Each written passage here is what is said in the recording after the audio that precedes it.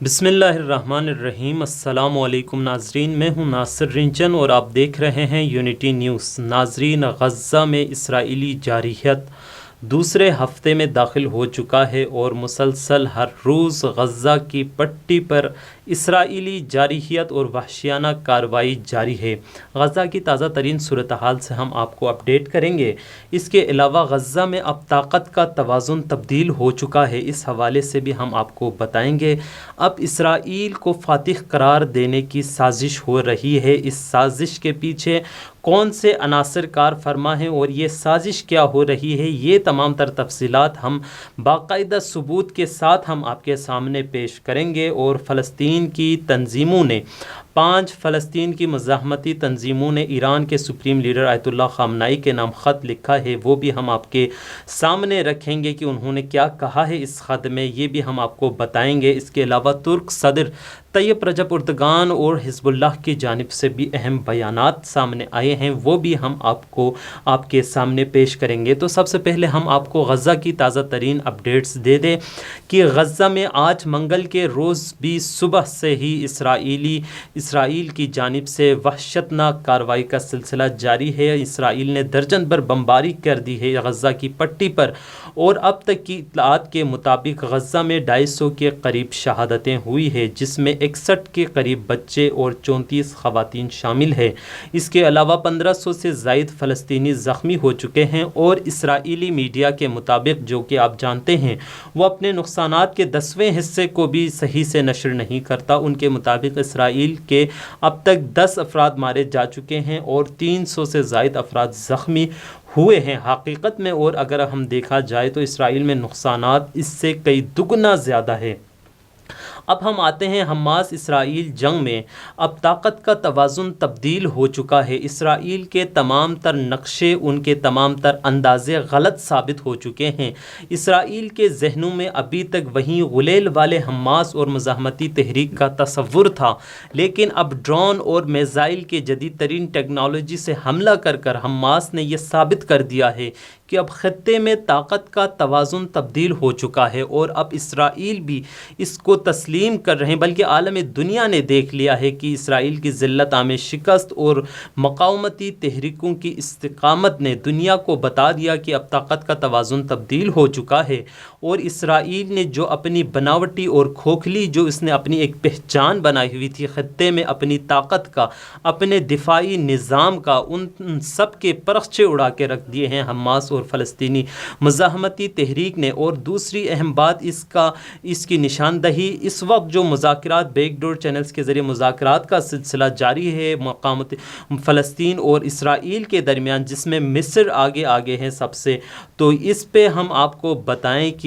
اب تک اس سے پہلے یہی ہوتا آ رہا ہے کہ جب بھی اسرائیل فلسطین کا تنازع ہوتا تھا، اسرائیل کی جانب سے شرطیں رکھی جاتی تھی اور وہ فلسطین اس کو نہ چاہتے ہوئے قبول کرتے تھے، لیکن اب طاقت کا توازن بدل چکا ہے۔ اب حماس کا کہنا ہے کہ ہم ایک بھی اسرائیلی شرائط کو ہم قبول کرنے کے لیے تیار نہیں ہے، بلکہ اب وقت یہ ہے کہ اب ہم شرطیں رکھیں گے اور اسرائیل اس چیز کو تسلیم کرے۔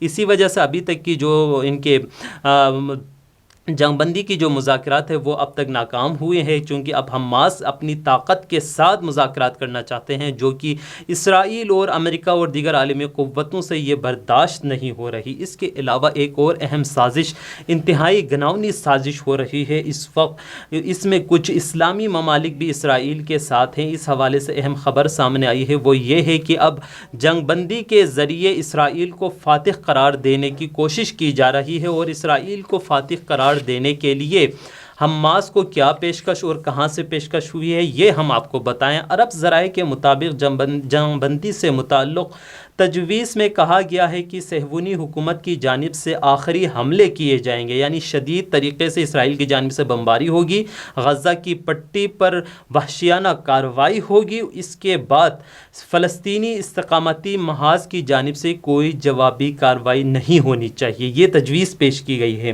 اور اس کے بدلے میں کیا دیں گے؟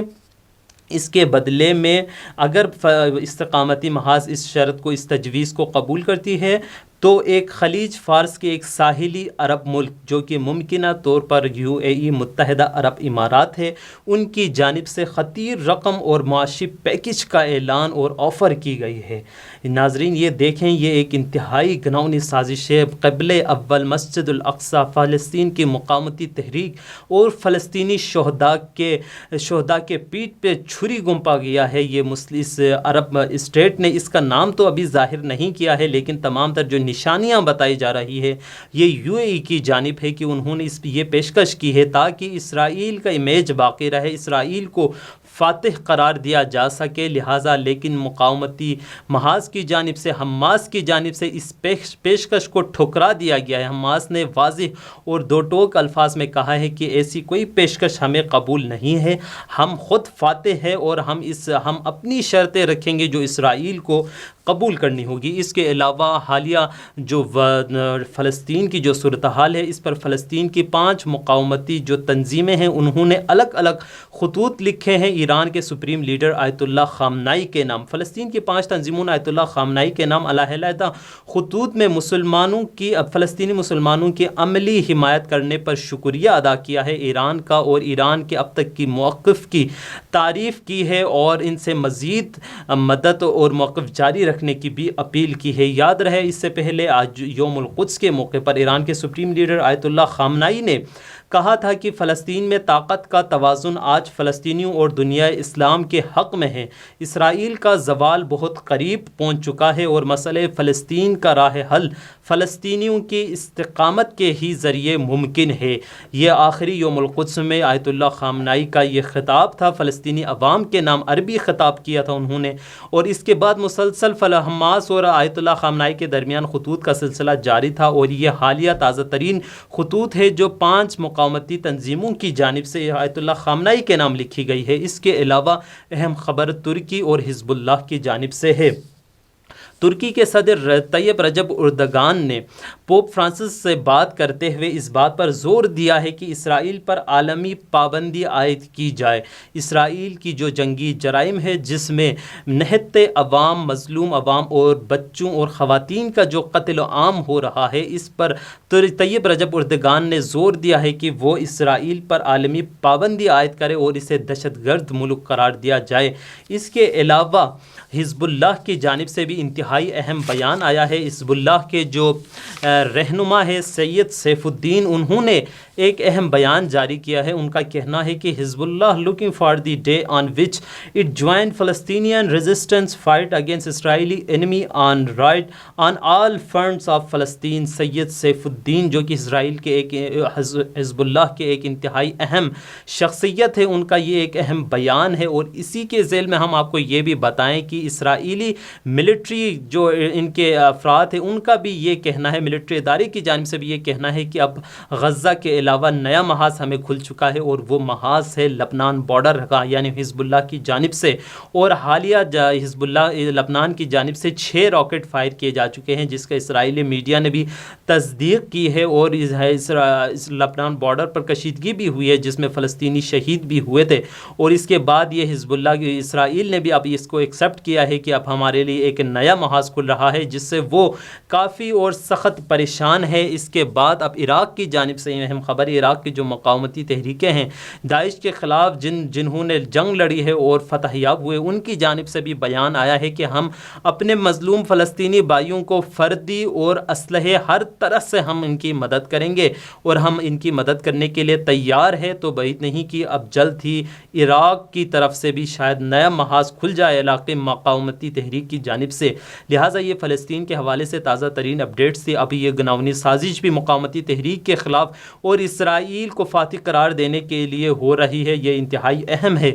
ہمیں آنکھیں کھلی رکھنے کی ضرورت ہے، خصوصاً مسلمان عام عوام کو جو فلسطین کی حمایت میں ہیں، وہ کسی سازشی عناصر کا حصہ نہ بن جائے۔ لہٰذا آپ تازہ ترین فلسطین کی جو اپڈیٹس ہیں ان پر نظر رکھیں تاکہ حقائق آپ تک پہنچ سکے۔ اسی کے ساتھ ہی ناصر رنچن کو اجازت دیجیے۔ خدا حافظ۔